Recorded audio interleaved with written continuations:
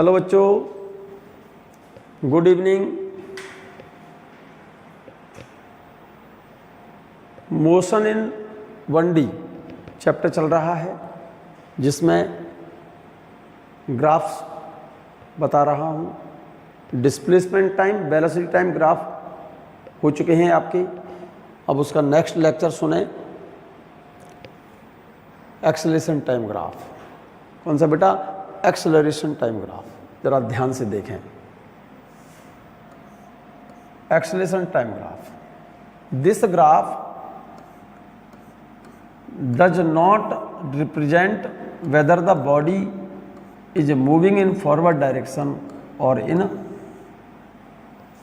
backward direction।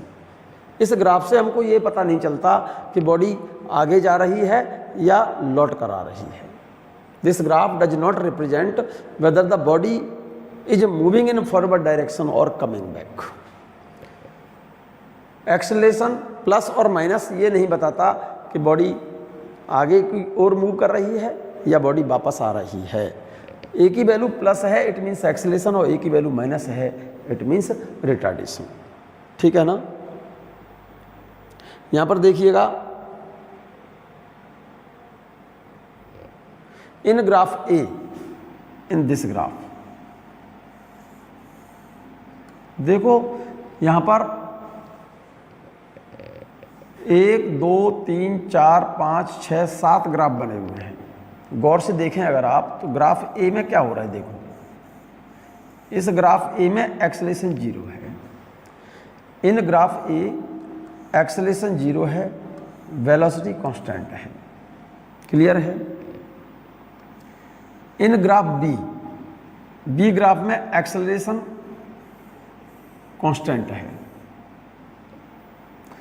Acceleration is constant graph B में। ठीक है ना? इन ग्राफ सी ग्राफ में देखो, in graph C acceleration is increasing. C graph में एक्सेलरेशन बढ़ रहा है टाइम के साथ। In graph D acceleration decreasing, इसमें एक्सेलरेशन घट रहा है। In graph D acceleration is decreasing. इन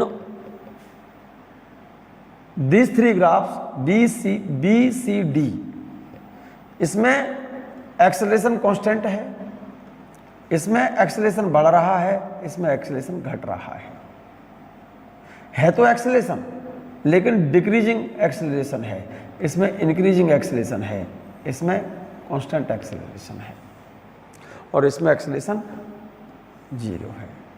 यहां पर एक लाइन लिखिए, देखिएगा, Your velocity is increasing in B, C and D। B, C और D तीनों में एक्सेलरेशन है, और एक्सेलरेशन तभी होता है मेरे बच्चे, ए की वैल्यू पॉजिटिव तब होती है। एक्सेलरेशन ए इक्वल टू होता है change in velocity upon time. इसको लिख सकता हूं मेरे बच्चे, V2 minus V1 upon T2 minus T1 is equal to dv upon dt। अब आपने ये कहा ये एक्सेलरेशन है। एक्सेलरेशन मीन्स ए की वैल्यू पॉजिटिव है, और ए की वैल्यू पॉजिटिव तभी होगी जब V2 ग्रेटर देन V1 हो। V2 ग्रेटर देन V1 हो। इस ग्राफ में ए की वैल्यू पॉजिटिव कह रहे हो, इन तीनों ग्राफों में ए की वैल्यू पॉजिटिव है, इसका मतलब definitely V2 greater than V1 है। सो इन These all 3 graphs B, C और D, इसमें कांस्टेंट एक्सेलरेशन है, इसमें वेलोसिटी बढ़ रही है कांस्टेंट रेट से, इसमें इंक्रीजिंग एक्सेलरेशन है, इंक्रीजिंग एक्सेलरेशन है, इसका मतलब इसमें वेलोसिटी के बढ़ने की रेट आगे चलने पर बढ़ती जा रही है। इसमें वेलोसिटी बढ़ रही है लेकिन डिक्रीजिंग एक्सेलरेशन है, एक्सेलरेशन घट रहा है, इसका मतलब वेलोसिटी के बढ़ने की रेट इसमें कम है, इसका मतलब एक्सेलरेशन इसमें घट रहा है, इसमें एक्सेलरेशन बढ़ रहा है, इसमें एक्सेलरेशन कांस्टेंट है। क्लियर है? देखिएगा जरा, इन graph E F G, in graph ध्यान दो, E F G, in graph E F G ए की वैल्यू कैसी है? ए की वैल्यू नेगेटिव है बेटा, ए की वैल्यू नेगेटिव है। देखो in graph E F and जी। ए की वैल्यू कैसी है? नेगेटिव है। और ए की वैल्यू नेगेटिव कब आती है मेरे बच्चे? ए नेगेटिव कब आएगा राजा बेटा? आपका फॉर्मूला था delta v upon delta t equal to V2 minus V1 upon T2 minus T1। A negative तब होगा if V2 less than V1। V2 less than V1 तो ए नेगेटिव होगा, तो रिटार्डेशन होगा। दैट इज ए की value अगर negative है तो इसका मतलब ए की value negative means retardation. In these three graphs retardation takes place, that is velocity decreasing. In graph E, retardation constant. In graph F, increasing retardation. In graph G, decreasing retardation. इस graph में retardation constant है, इसमें increasing retardation है, इसमें decreasing retardation है। ये लिख दिया है। In graph E, F, G, retardation is taking place, that is velocity is decreasing. In E, F and G, ठीक है ना। In graph E retardation, in graph E is retardation constant. Graph E में, in graph E retardation is constant. Graph E में retardation constant है क्योंकि इधर time लिया है आपने एक्स एक्सिस पर, ठीक है ना। एक्स एक्सिस पर ए की वैल्यू ली है, प्लस में है तो एक्सेलरेशन कहेंगे, माइनस में है ए तो रिटार्डेशन कहेंगे, और इधर टाइम लिया है मैंने। इस ग्राफ में, ग्राफ ई में रिटार्डेशन कांस्टेंट है, ग्राफ एफ में इंक्रीजिंग रिटार्डेशन, ग्राफ जी में decreasing retardation. In all these three curves velocity decrease, ठीक है। मैं चल रहा हूँ आगे, देखो। In graph E retardation is constant, in graph F, F graph कौन सा था? ये रहा। In graph E retardation is constant, in graph F retardation is increasing, in graph G, in graph G retardation is decreasing. ई में retardation constant है, increasing retardation है F में, decreasing retardation है जी में। क्लियर है ये बात? एक important point, most important point, acceleration time graph का अगर हम एरिया निकाल दें, एक्सेलरेशन इज इक्वल टू होता है change in velocity upon time. जरा गौर से देखिएगा, change in velocity is equal to acceleration into delta t. अगर हम एक्सेलरेशन और टाइम ग्राफ का एरिया निकाल दें तो हमको मिलेगा क्या बेटा? Change in velocity. ऊपर वाले ग्राफ का एरिया निकालेंगे तो ए की वैल्यू प्लस है, ए की वैल्यू प्लस का मतलब एक्सेलरेशन है, और एक्सेलरेशन का मतलब होता है इंक्रीजिंग वेलोसिटी, और ए की वैल्यू माइनस है। ए की वैल्यू कैसी है बेटा? माइनस है। Negative acceleration means decreasing velocity, तो इसका मतलब अपर एरिया लेंगे तो इंक्रीजिंग वेलोसिटी बढ़ेगी, इंक्रीज होगी। इसका एरिया तो इंक्रीजिंग वेलोसिटी को शो करेगा, और लोअर एरिया लेंगे तो क्योंकि रिटार्डेशन है, डिक्रीजिंग वेलोसिटी। क्लियर? मैं एक क्वेश्चन बोल रहा हूँ, सिंपल सा, छोटा सा और बड़े काम का क्वेश्चन है। ये बॉडी, ये क्वेश्चन पहले कर चुके हो बच्चों तुम, इस क्वेश्चन को पहले कर चुके हो, फिर से एक बार देख लें। सिंपल सा क्वेश्चन है, एग्जाम में आया हुआ है। क्लियर है? सुन लो। Body is moving along a straight line, U is its initial velocity and v is its final velocity, and acceleration in body is given by according relation kt. Then final velocity of body option दिए हैं 4, v equal to you plus k T square. Second option दिया है v बराबर u plus half के T square. Third दिया है v equal to you plus 2 k T square. Fourth दिया है v बराबर u प्लस के टी। यहाँ पर एक्सेलरेशन देखो जरा गौर से, कांस्टेंट नहीं है, इक्वेशन ऑफ मोशन नहीं लगेगी। इनिशियल वेलोसिटी u बता रहा है, फाइनल वेलोसिटी v बता रहा है, and acceleration of a body is depend upon time as the relation k t. तो find out the final velocity of the body, ठीक है ना। और उसके ऑप्शन है, पहला ऑप्शन v बराबर u plus k T square, second option v बराबर u प्लस हाफ के टी स्क्वायर, v बराबर u plus 2 k T square, v बराबर u प्लस के टी। तो आप डायरेक्ट फॉर्मूला v बराबर u प्लस ए टी वाला formula नहीं लगेगा, ये फॉर्मूला एप्लीकेबल नहीं होगा, क्योंकि इन दिस रिलेशन, इस रिलेशन में एक्सेलरेशन कांस्टेंट होता है, एक्सेलरेशन कांस्टेंट है तब इस रिलेशन को लगाएंगे आप। लेकिन इस क्वेश्चन में ये वाला फॉर्मूला नहीं लगेगा। कहीं ऐसा मत करना कि इनिशियल वेलोसिटी दी है सर, एक्सेलरेशन की वैल्यू k इंटू टी दी है और इंटू टी ये लिख दें हम, तो v बराबर u plus k T square ये आंसर हो जाएगा। अगर आप इस इक्वेशन को इस्तेमाल करते हो तो आंसर ये होगा, लेकिन ये इक्वेशन एप्लीकेबल नहीं है। क्यों? क्योंकि in this equation acceleration is constant, but in this question acceleration is depend upon time, variable acceleration है, तो ये सॉल्यूशन आपका गलत है। तो फिर कैसे सही क्या है? फिर एक्सेलरेशन, यहां पर क्वेश्चन में क्या दिया हुआ है? Acceleration of a body is depend upon time. Question में here acceleration of a body at time t is given by the relation a equal to के टी। एक्सेलरेशन दिया हुआ है क्वेश्चन में k into T. Acceleration is equal to क्या होता है बच्चों? एक्सेलरेशन बराबर होता है dv upon dt is equal to k into T. Clear है ये बात? हाँ, अब बताओ क्लियर है यहाँ तक? हमको एक काम करिएगा, dt का मल्टीप्लाई इधर ले जाओ, dv इज इक्वल टू के t d t, integrating on both side.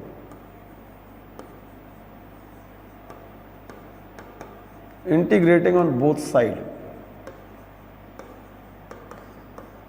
Then we get, इसको इंटीग्रेट करिए, initial velocity u, final velocity v, dv is equal to integrate करो के टी को t के रिगार्ड में, लोअर लिमिट t बराबर 0 और upper limit t बराबर t समय तक। ठीक है ना? जरा देखो 1 का इंटीग्रेशन v के रिगार्ड में क्या होगा? v, लोअर लिमिट क्या है बेटे? u, अपर लिमिट क्या है? v is equal to k constant है, t का इंटीग्रेशन होगा t square upon 2, lower limit 0, upper limit t।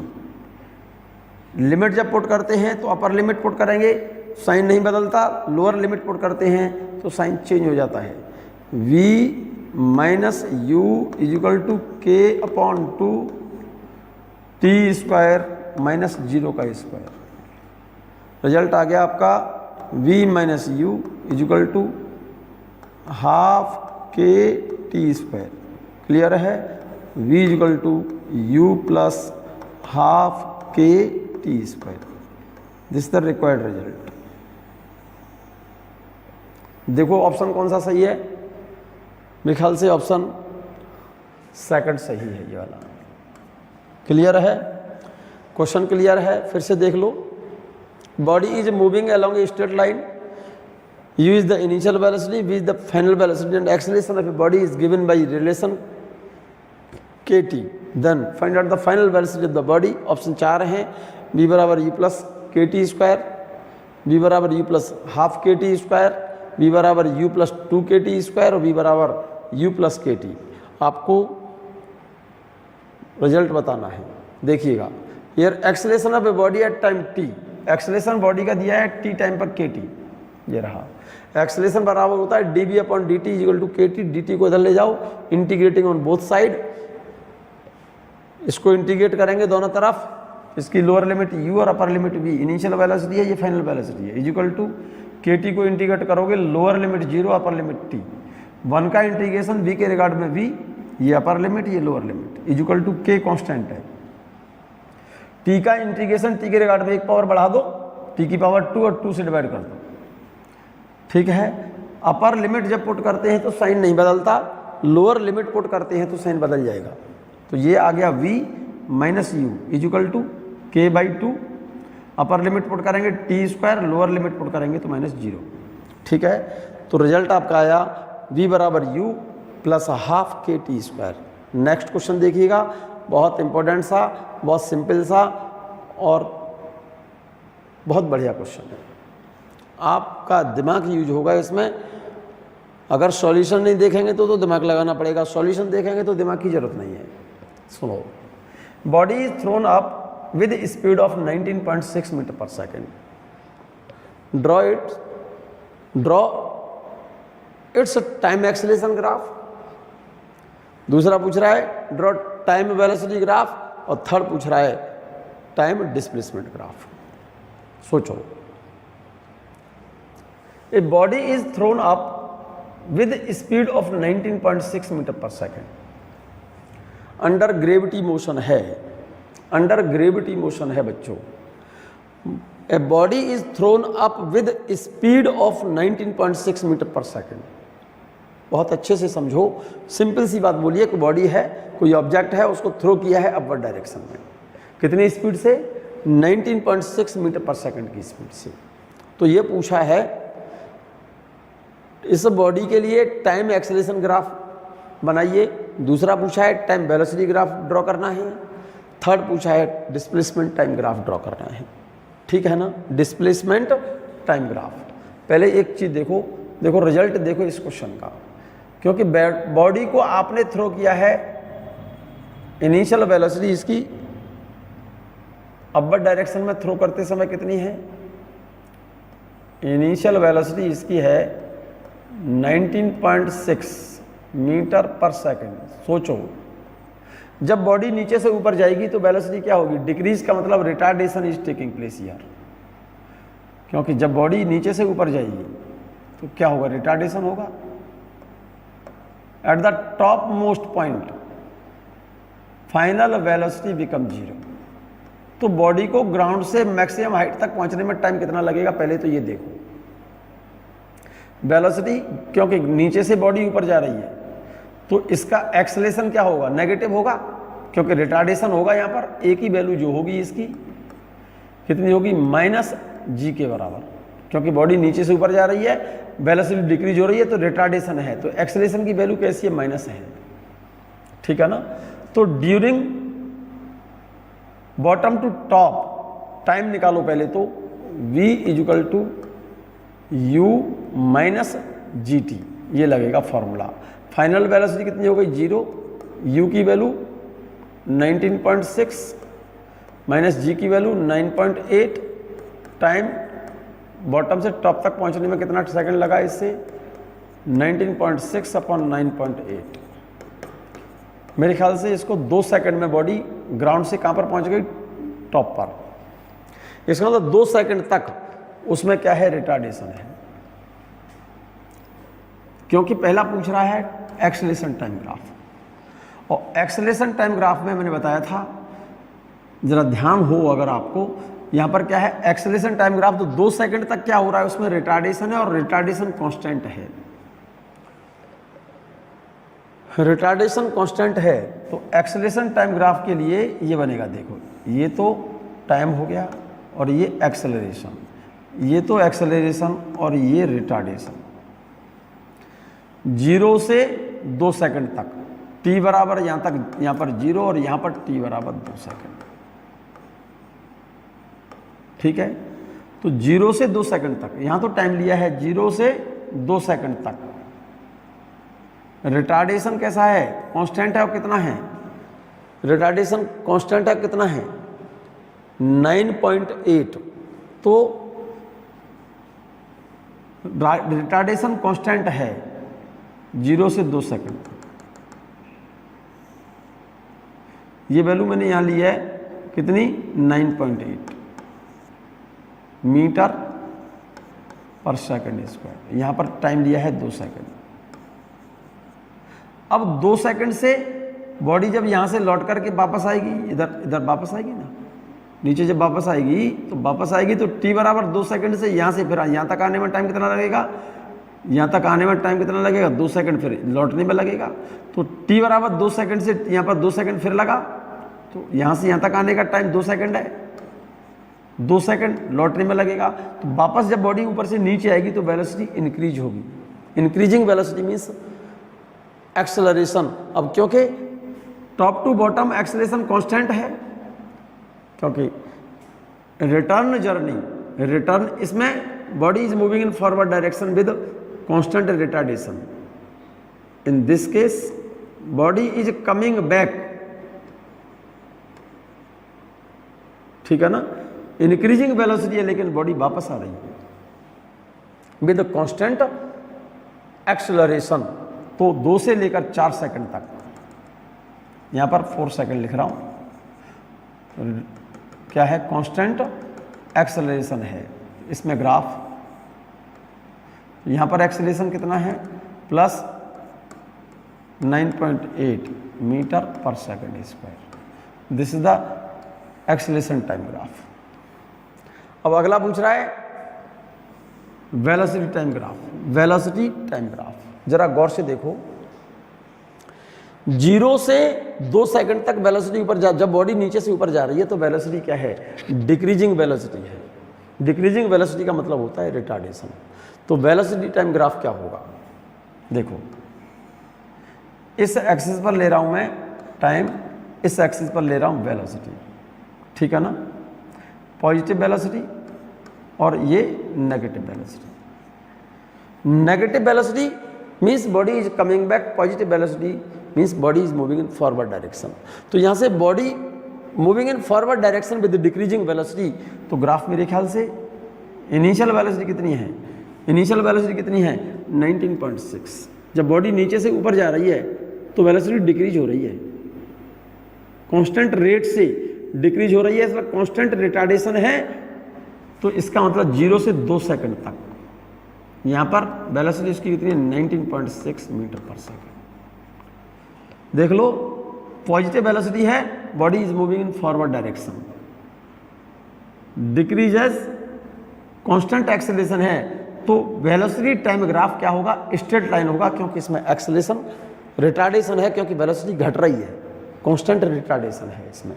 और यहां से यहां तक टाइम कितना है, यहां से यहां तक टाइम कितना लग रहा है बेटा, 2 सेकंड टाइम लिया है मैंने सेकंड में। अब टॉप टू बॉटम वेलोसिटी 0 से बढ़ रही है और यहां पर जाकर के वेलोसिटी फर्दर कितनी हो जाएगी, इधर कितनी थी 19.6 ग्राउंड पर, ऊपर जाकर के 0 और लौट करके यहां पर भी वेलोसिटी कितनी हो जाएगी, सेम 19.6 मीटर पर सेकंड बट नेगेटिव, क्योंकि यहां पर वेलोसिटी ऊपर लिया आपने, यहां पर वेलोसिटी नीचे ले। Negative velocity means body is coming back with constant acceleration, with constant acceleration. Graph ये आएगा इसका, यहां पर 4 सेकंड, ये वेलोसिटी टाइम ग्राफ होगा इसका। अब डिस्प्लेसमेंट टाइम ग्राफ देखें, डिस्प्लेसमेंट टाइम ग्राफ देखो तो 0 से 2 सेकंड तक क्या हो रहा है, डिस्प्लेसमेंट टाइम ग्राफ देखो, 0 से 2 सेकंड तक क्या है, रिटार्डेशन है। 0 से 2 सेकंड तक, 0 से 2 सेकंड तक रिटार्डेशन है, 2 सेकंड से 4 सेकंड तक क्या है, एक्सेलरेशन है।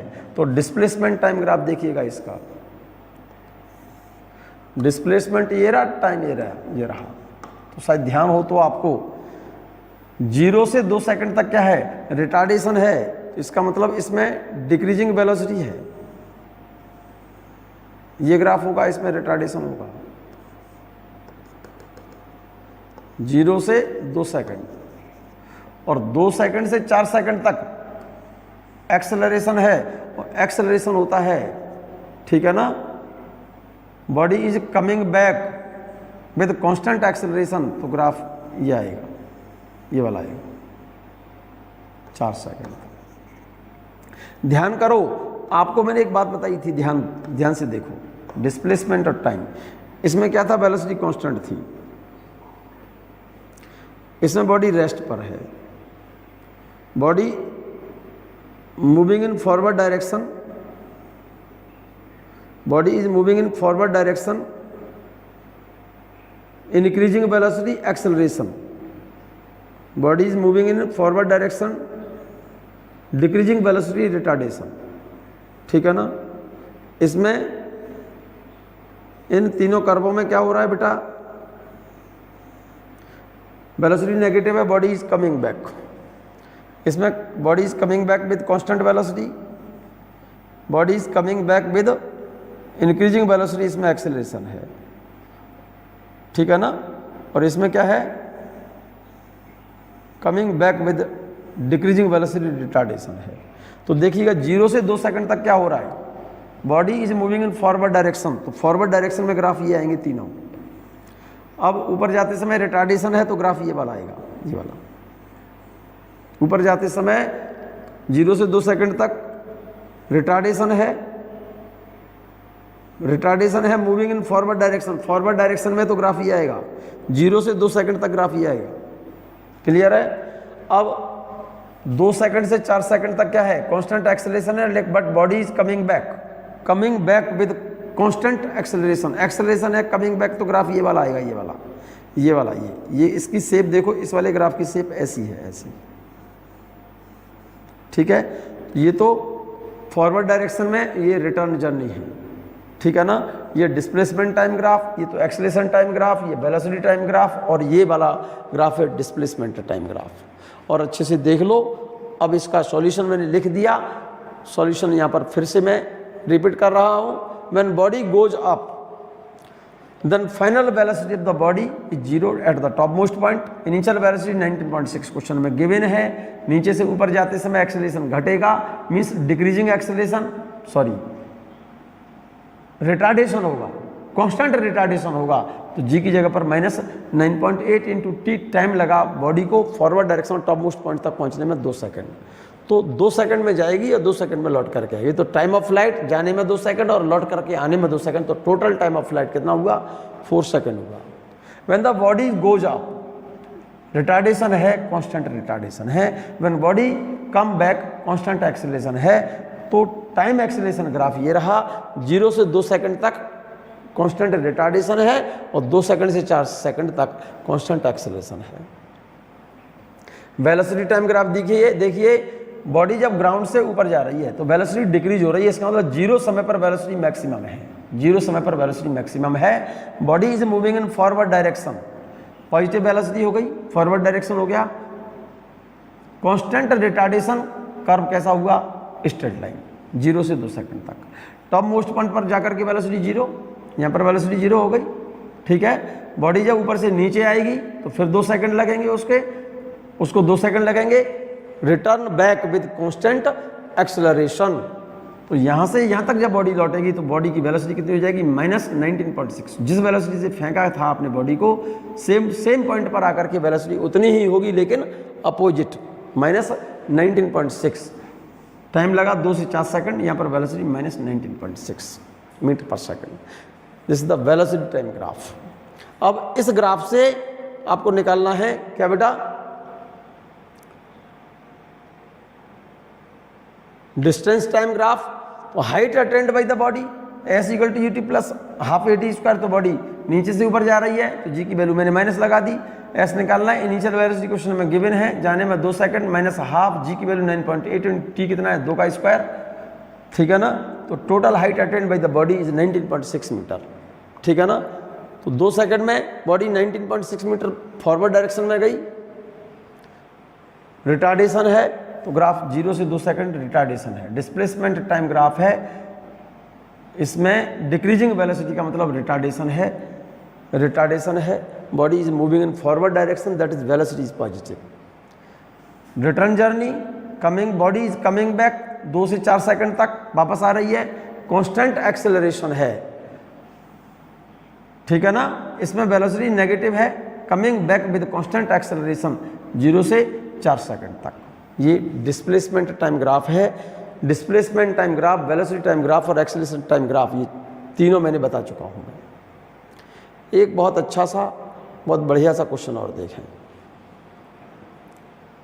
The velocity time graph of a rocket has been shown in the figure. Velocity time graph दिया है किसी रॉकेट का। रॉकेट तो समझते हो ना, यस। अरे दीपावली पर रॉकेट चलाए हैं ना, रॉकेट नहीं चलाया होगा, यस। उसका वेलोसिटी टाइम ग्राफ दिया है रॉकेट का। इसमें जरा गौर से देखिएगा, इस एक्सिस पर तो दिया वेलोसिटी, इधर दिया है टाइम। तो देखो 0 से 10 सेकंड तक velocity directly proportional time, curve straight line है, इसका मतलब इस ड्यूरेशन में क्या है, कांस्टेंट एक्सेलरेशन वेलोसिटी पॉजिटिव है, body is velocity is positive, positive velocity है ये, इस एक्सिस पर velocity positive, body is moving in forward direction, constant acceleration है इस डायरेक्शन में। इसका मतलब रॉकेट है आपका, रॉकेट में तो फ्यूल भरा होगा ना, फ्यूल बर्न हो रहा होगा।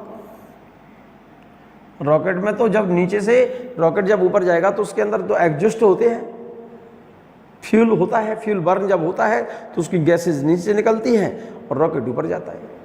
तो जब तक उसका फ्यूल बर्न हो रहा है तब तक उसका एक्सेलरेशन क्या रहेगा, कांस्टेंट रहेगा।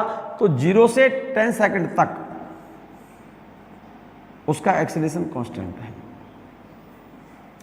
अब 10 सेकंड पर उसका फ्यूल जितना भी था उसका बर्न हो गया, पहुंच गया जहां भी पहुंचना था उसे।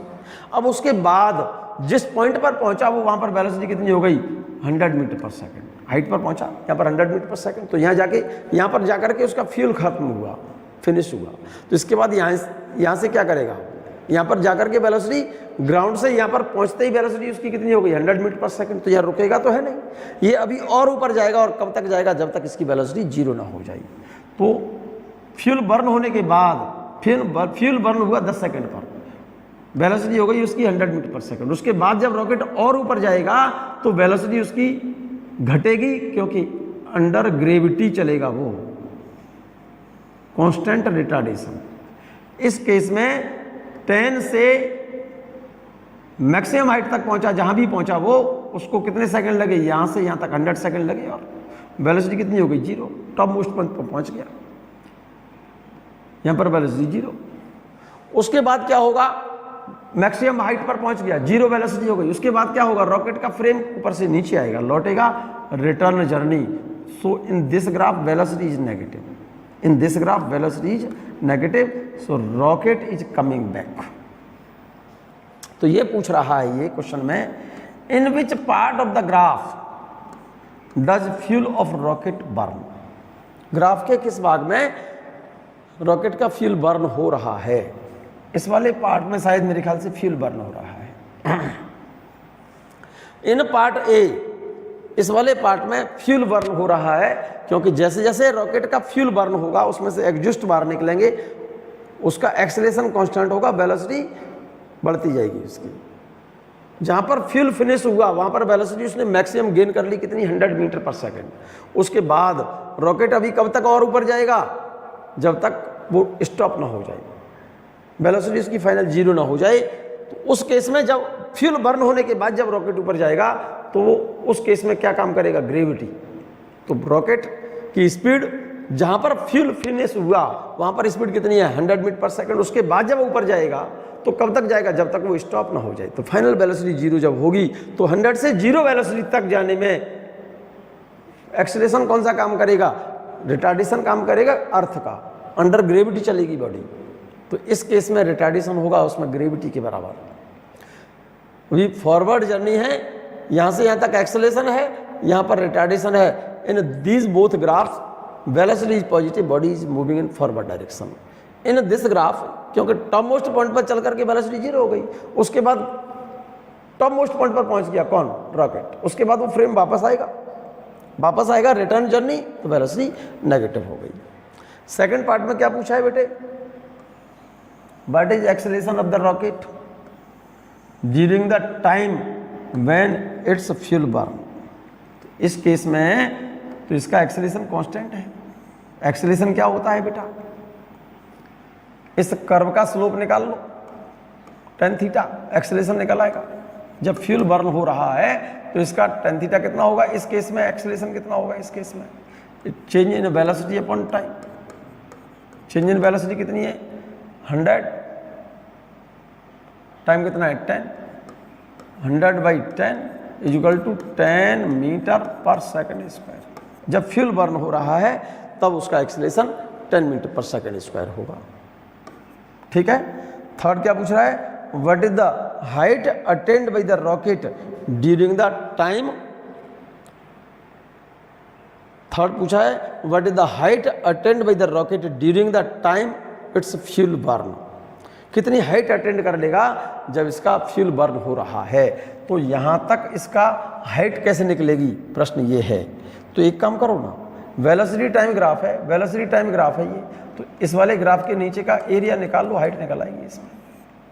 इसका एरिया निकाल लो, डिस्प्लेसमेंट निकल आएगा इसका।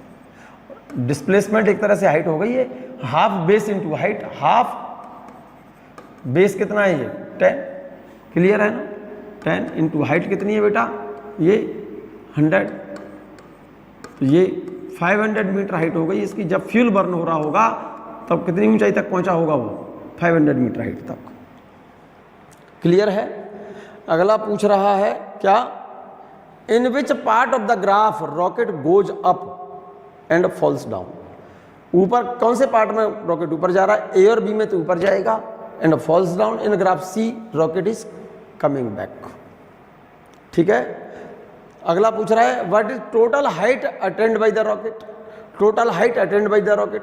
तो जब हाइट कितनी पर पहुंच गया, जब फ्यूल बर्न हो रहा था तब 500 मीटर हाइट तक गया। अब ये कब तक जाएगा और ऊपर कब जाएगा, ये जहां पर वेलोसिटी इसकी 0 है, मैक्सिमम है। मैक्सिमम वेलोसिटी कितनी है, जैसे रॉकेट ग्राउंड से यहां पहुंच गया, यहां पर वेलोसिटी 0 थी, यहां पर वेलोसिटी इसकी कितनी गेन कर ली इसने 100 मीटर पर सेकेंड। अब यहां से कब तक और ऊपर गया, जब तक फाइनल वेलोसिटी इसकी 0 ना हो जाए। लेकिन इस जर्नी में यहां से इस जर्नी में ए की वैल्यू कितनी है -g, क्लियर है। तो ये वाली हाइट और निकाल लो, ये वाली हाइट तो निकाल दी आपने पहले, जब तक फ्यूल बर्न हो रहा है तब तक तो 500 मीटर निकली।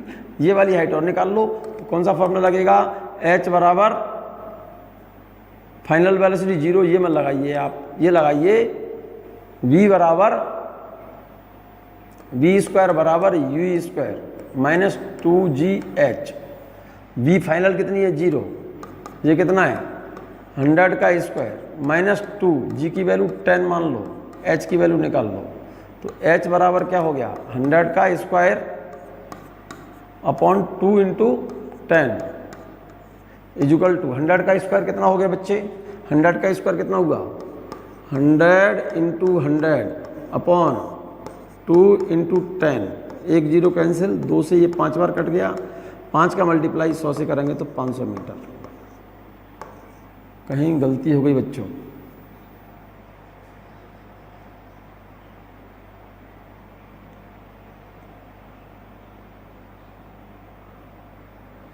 गलत हो गया, क्योंकि वेलोसिटी टाइम ग्राफ है। तो एक काम कर लो ना, टोटल हाइट निकालने के लिए एक काम कर लो, टोटल हाइट निकालने के लिए ये वाली हाइट कितनी आई थी, इसका एरिया कितना आया था आपका, वेलोसिटी टाइम ग्राफ डायरेक्ट दिया है, क्योंकि इसका मतलब वेलोसिटी टाइम ग्राफ डायरेक्ट दिया है। यहाँ से यहाँ तक का टाइम कितना है, यहाँ से यहाँ तक का टाइम 100 सेकेंड है, ये वाला 100 सेकेंड है। ये वाला एरिया कितना निकला,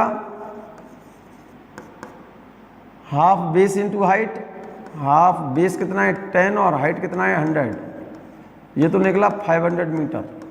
टोटल डिस्टेंस पूछिए ना उसने, ये वाला एरिया निकालना पड़ेगा आपको, ये वाला एरिया कितना हो गया, एरिया इसका ये वाला हो गया हाफ बेस कितना है 100 और हाइट कितनी है ये 100, यस अब सही है। ये 50 इंटू ये कितना हो गया 5000 मीटर, ये तो 5000 मीटर और ये कितनी है 500 metre.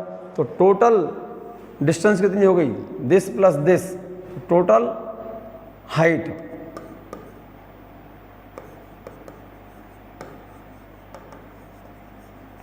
Attend by the rocket is equal to 500 metre plus 5000 metre is equal to 5500 metre total height attend by the rocket.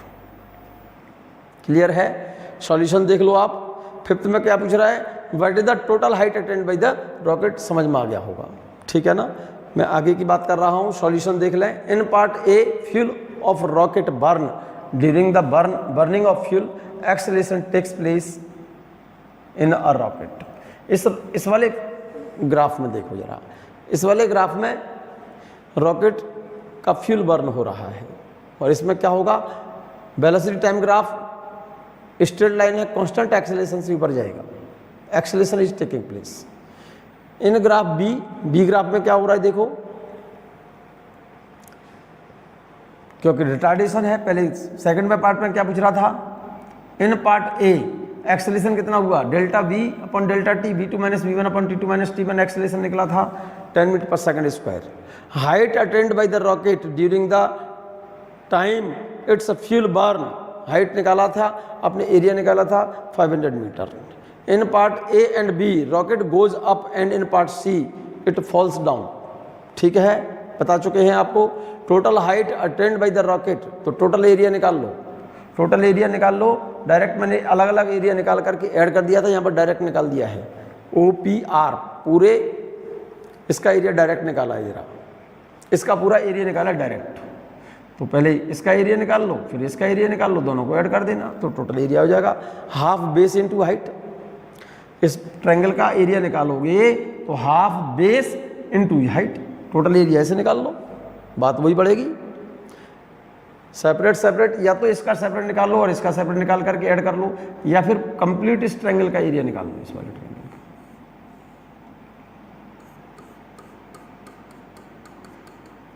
पूरा एरिया कैसे निकालेंगे इसका, half area of this triangle, इस पूरे ट्रायंगल का area, area of triangle POR is equal to half base, ये वाला base, base कितना है 110 इंटू हाइट, हाइट कितनी है 100, 2 से ये 50 बार कट गया, 50 का मल्टीप्लाई इससे करोगे 5500 इतने मीटर या 5.5 किलोमीटर, ये टोटल हाइट आ गई बेटे, ये टोटल हाइट ये आ गई। क्लियर है। सम जनरल ग्राफ्स, ये भी बड़े काम की चीज़ है बच्चों, फिजिक्स में बहुत ज़्यादा जरूरत पड़ती है इनकी। कुछ जनरल ग्राफ बता रहा हूँ मैं। जनरल ग्राफ्स देखें जरा। If x is a directly proportional y, then the graph between x and y will be straight line। अगर x डायरेक्टली प्रोपोर्शनल y के है तो ग्राफ कैसा होगा बेटा, will be straight line। x और y के बीच graph straight line, directly proportional है, डायरेक्टली प्रोपोर्शनल है तो ग्राफ स्ट्रेट लाइन होगा। x इधर ले लो, y इधर ले लो, या y इधर लिया x इधर लिया, तब भी क्योंकि डायरेक्टली प्रोपोर्शनल है। जैसे ओम्स लॉ में v डायरेक्शनल i, तो curve between v and i is straight line, या i and v is straight line, जानते हैं। q directional v, then curve between q and v is straight line, q इधर v इधर, या v इधर और q इधर, क्योंकि डायरेक्टली प्रोपोर्शनल है, कर्व कैसा आएगा, स्ट्रेट लाइन आएगा। ठीक है। If x is inversely proportional y, अगर इनवर्सली प्रोपोर्शनल में है तो बच्चों इसका मतलब क्या हो गया कि y की वैल्यू बढ़ने पर x की वैल्यू घटेगी, y की वैल्यू बढ़ेगी तो x की वैल्यू घटेगी। रेक्टेंगुलर हाइपरबोलिक कर्व होगा, या फिर ऐसे कह दो y रेसिप्रोकल x की वैल्यू बढ़ेगी तो y की वैल्यू घटेगी, तो x बढ़ रहा है तो y घट रहा है, तो कर्व कैसा हो गया, इस कर्व को बोलते हैं रेक्टेंगुलर हाइपरबोलिक। जैसे बॉयल्स लॉ पढ़ा होगा आपने, P reciprocal of V, if temperature of gas constant, तो curve between P and V, P और V के बीच कर्व कैसा होगा, रेक्टेंगुलर हाइपरबोलिक कर्व होगा। N reciprocal of L, curve between N and L rectangular hyperbolic. ठीक है ना, यहाँ पर N फ्रीक्वेंसी, L लंबाई है। तीसरा कर्व देखो, x square is a directional y,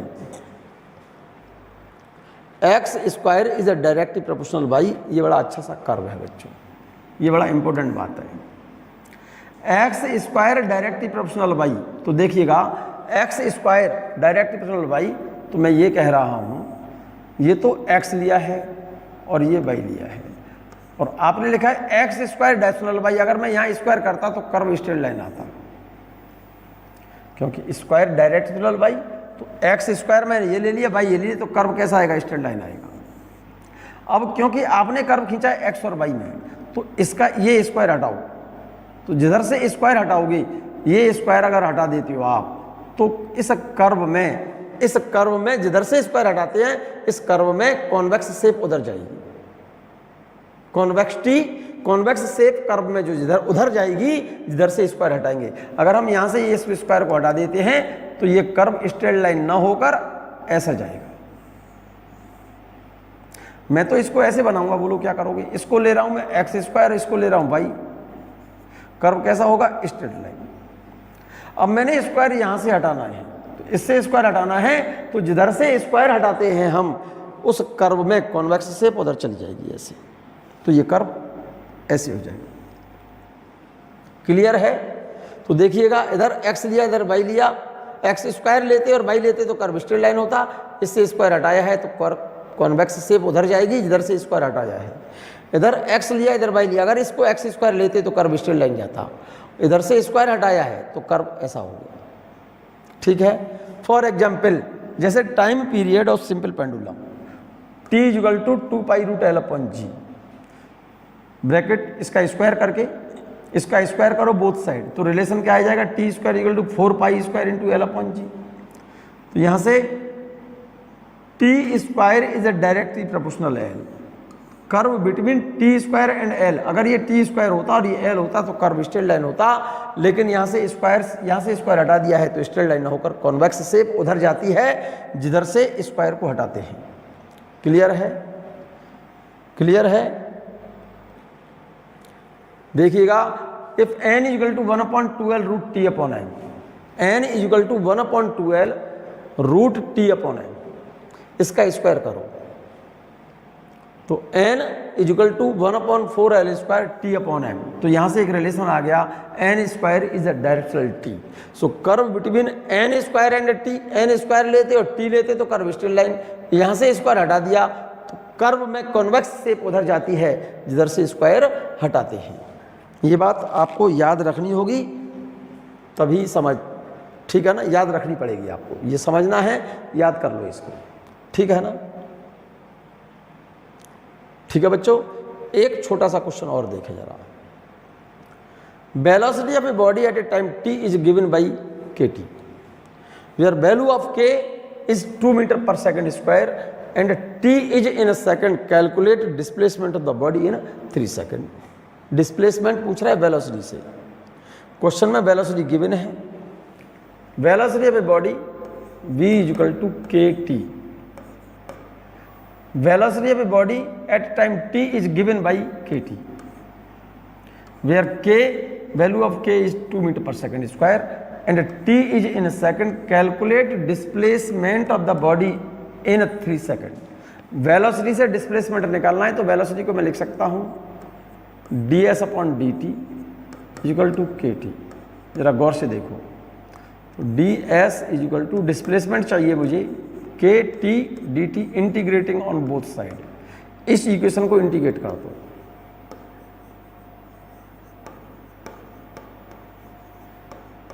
on both side integrate करो इस इक्वेशन को, इसको इंटीग्रेट करोगे ds। क्या पूछा है बॉडी का?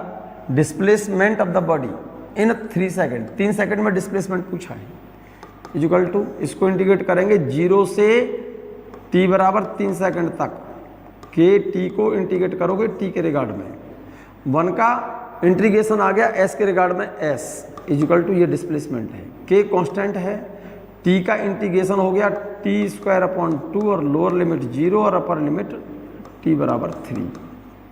चलिएगा, s equal to k/2, t की जगह पर लिमिट पुट करो 3 का स्क्वायर माइनस 0 का स्क्वायर, तो रिजल्ट कितना आया बेटा?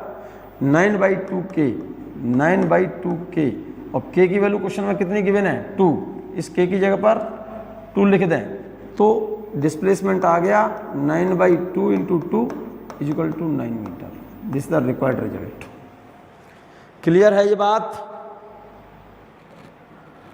देख लें, वेलोसिटी क्वेश्चन में गिवन थी v बराबर kt, वेलोसिटी बराबर होता है डिस्प्लेसमेंट अपॉन टाइम, dt का मैं इधर ले गया, ds equal to kt dt, integrating this equation on both side one का इंटीग्रेशन एस के रिगार्ड में एस आ गया, के टी का इंटीग्रेशन टाइम के रिगार्ड में कर रहा हूँ, लोअर लिमिट 0 है और अपर लिमिट 3 क्यों लिखा है, क्योंकि 3 सेकंड में डिस्प्लेसमेंट पूछा है उसने।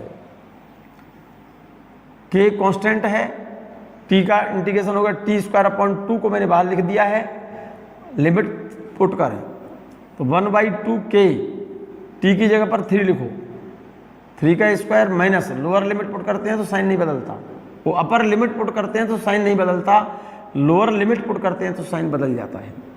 तो हाफ के की वैल्यू 2 और 3 का स्क्वायर 9, 2 से 2 कट गया, डिस्प्लेसमेंट आ गया 9 मीटर। क्लियर है। एक छोटा सा इक्वेशन और देखिएगा बच्चों, इक्वेशन ऑफ स्ट्रेट लाइन, बहुत काम की इक्वेशन है बच्चों, ये आपको फिजिक्स में कई जगह जरूरत पड़ेगी आगे, इसीलिए इसको भी देख लें। This is the equation of straight line. Straight line की इक्वेशन है किसकी, स्ट्रेट लाइन की। y बराबर mx प्लस सी, जहां पर इस रिलेशन में m slope of the graph, c intercept any axis, m slope को बोलते हैं tan थीटा। अगर y बराबर mx प्लस सी तो ग्राफ ये होगा। देखो इस ग्राफ में जरा गौर से देखो, x बराबर 0 तो y बराबर क्या होगा, यहां पर x की जब 0 लिखोगे तो y बराबर c, तो देखो x बराबर 0 और y इक्वल टू c। ये x की वैल्यू जब 0 है तो y की वैल्यू किसके बराबर है, c के बराबर है, तो ग्राफ यहां से स्टार्ट होगा। अब x की वैल्यू इधर बढ़ाते जाओ, इधर x की वैल्यू बढ़ती जा रही है, तो y की वैल्यू डायरेक्टली प्रोपोर्शनल में, y डायरेक्शनल x है, तो कर्व कैसा होगा, स्ट्रेट लाइन होगा। तो इस ग्राफ की equation y equal to mx plus c है। इफ c इक्वल टू 0, अगर ये c 0 होता तो ग्राफ यहां से न जाकर के यहां से जाता, जैसे ये जा रहा है। इफ c इक्वल टू 0, तो इस ग्राफ के लिए लिखा है ये वाला केस जो लिखा है, इसके लिए लिखा है, इस ग्राफ के लिए। इफ c इक्वल टू 0, तो इसमें c बराबर 0 लिख दो तो y बराबर mx, ये c 0 कर रहे हो ना, तो ग्राफ यहां से न जाकर के ओरिजिन से जाएगा। x की जगह पर 0 वैल्यू, x 0 है तो y 0 होगा। x की वैल्यू बढ़ाओगे, डायरेक्टली प्रोपोर्शनल में है, x y directional x m slope है इस ग्राफ का स्लोप है। स्लोप क्या होता है, tan थीटा बराबर होता है perpendicular by base. If m बराबर 0, इसी इक्वेशन में m बराबर 0 लिखो तो y बराबर क्या लिखेंगे, c। y कांस्टेंट है, इसका मतलब x की वैल्यू बदलने पर, x बराबर 0 कह रहे हो ना आप, x की वैल्यू चेंज करने पर y बराबर c, y की वैल्यू हमेशा क्या रहेगी, c के बराबर रहेगी, कांस्टेंट रहेगा। क्लियर है ये ग्राफ क्लियर है, ठीक है ना बच्चों, ये बात क्लियर है। यहाँ से आगे बच्चों इस चैप्टर की कुछ क्वेश्चंस प्रॉब्लम कराएंगे हम आपको। क्वेश्चन प्रॉब्लम इसकी सॉल्व करनी है, क्वेश्चन शीट दूंगा मैं आपको, PDF फाइल आपको भेजी जाएगी, आप उस शीट के सेक्शन वाइज क्वेश्चन कर लें, section A, section B, section C, उसमें 4 और 5 सेक्शन में चैप्टर डिवाइडेड है, जिसमें 4 और 5 तरह के क्वेश्चंस मिलेंगे आपको, ठीक है ना। हर एक सेक्शन में नियर अबाउट 30 क्वेश्चंस हैं। क्वेश्चंस आप सॉल्व करें, जो प्रॉब्लम्स आपको आएंगी वो मैं यहाँ डिस्कस कर दूंगा।